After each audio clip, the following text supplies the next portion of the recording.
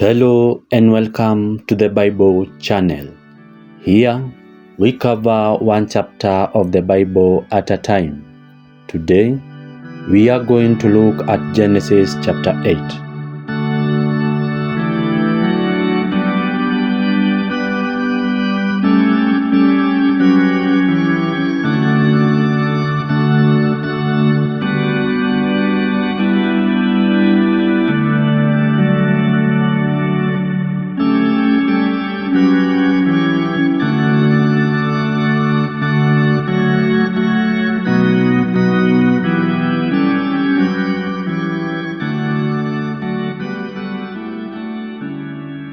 In this chapter, we continue to follow the story of Noah and the great flood. In chapter 7, we heard how God's judgment was brought upon the earth to cleanse it of its sins and wickedness. Today, we will see how God brings about restoration and hope through his promise to Noah.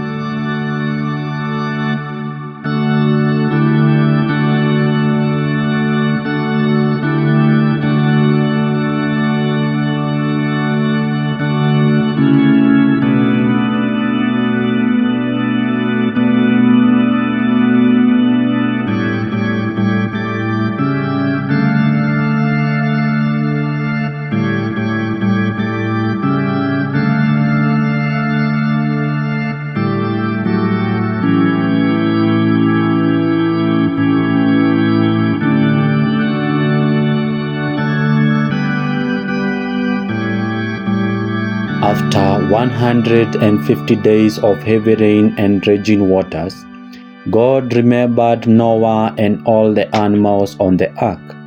He caused a strong wind to blow over the earth, and the waters began to recede. As the ark came to rest on the mountains of Ararat, Noah sent out a raven and a dove to find dry land. The dove brought back an olive leaf, indicating that the waters had indeed subsided. Noah and his family waited patiently for another 7 days before leaving the ark and stepping onto the dry ground.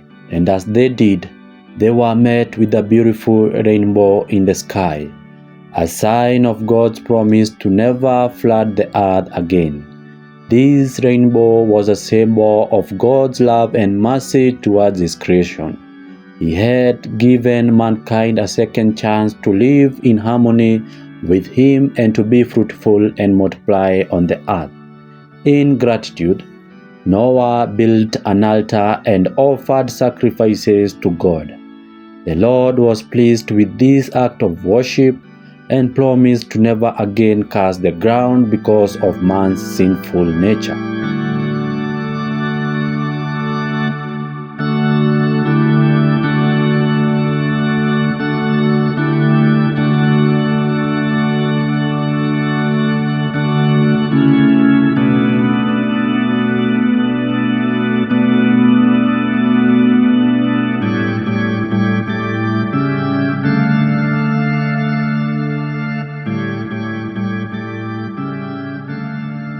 He also established a cycle of seasons, day and night, and a promise of harvest for the people to enjoy.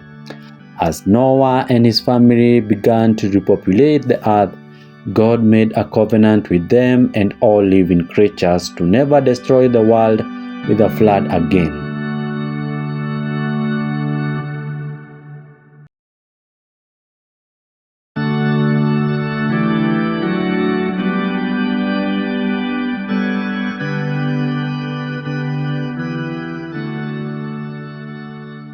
He set the rainbow in the sky as a reminder of this covenant, a sign of his faithfulness and love towards his creation. And so, the waters that once brought judgment and destruction now became a source of renewal and hope. God's promise to Noah and his descendants still stands today, a reminder that even in the darkest of times, his love and mercy triumphs over all. Welcome to chapter 8.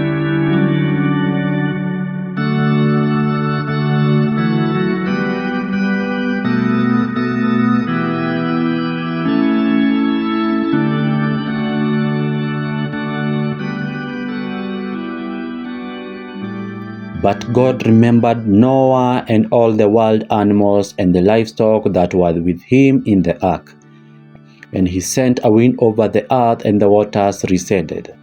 Now the springs of the deep and the floodgates of the heavens had been closed, and the rain had stopped falling from the sky. The water receded steadily from the earth. At the end of the 150 days the water had gone down. And on the 17th day of the 7th month the ark came to rest on the mountains of Ararat.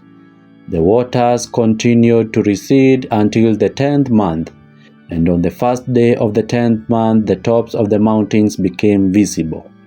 After 40 days Noah opened the window he had made in the ark and sent out a raven, and it kept flying back and forth until the water had dried up from the earth. Then he sent out a dove to see if the water had receded from the surface of the ground. But the dove could find no place to set its feet, because there was water over all the surface of the earth. So it returned to Noah in the ark. He reached out his hand and took the dove and brought it back to himself in the ark. He waited 7 more days and again sent out the dove from the ark. When the dove returned to him in the evening, there in its beak was a freshly plucked olive leaf. Then Noah knew that the water had receded from the earth. He waited 7 more days and sent the dove out again.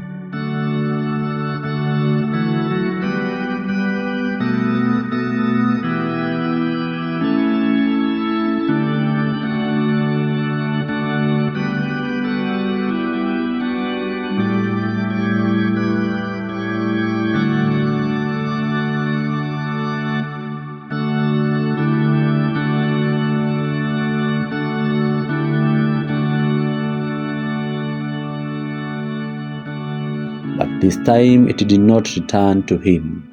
But the first day of the first month of Noah's 601st year, the water had dried up from the earth. Noah then removed the covering from the ark and saw that the surface of the ground was dry. But the 27th day of the second month, the earth was completely dry. Then God said to Noah, "Come out of the ark, and you and your wife and your sons and their wives, bring out every kind of living creature that is with you, the birds, the animals, and all the creatures that move along the ground, so they can multiply on the earth and be fruitful and increase in number upon it." So Noah came out together with his sons and his wife and his sons' wives, all the animals and all the creatures that move along the ground and all the birds, everything that moves on the earth, came out of the ark, one kind after another. Then Noah built an altar to the Lord, and taking some of all the clean animals and clean birds, he sacrificed burnt offerings on it. The Lord smelled the pleasing aroma and said in his heart, "Never again will I curse the ground because of man, even though every inclination of his heart is evil from childhood. And never again will I destroy all living creatures as I have done. As long as the earth endures, seed time and harvest, cold and heat, summer and winter, day and night will never cease."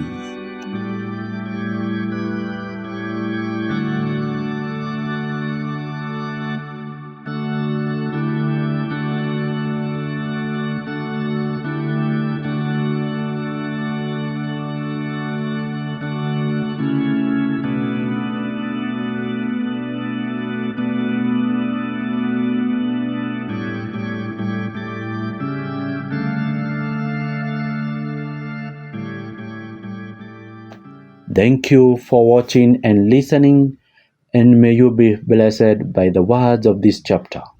Remember to subscribe, like, and share. See you on the next one.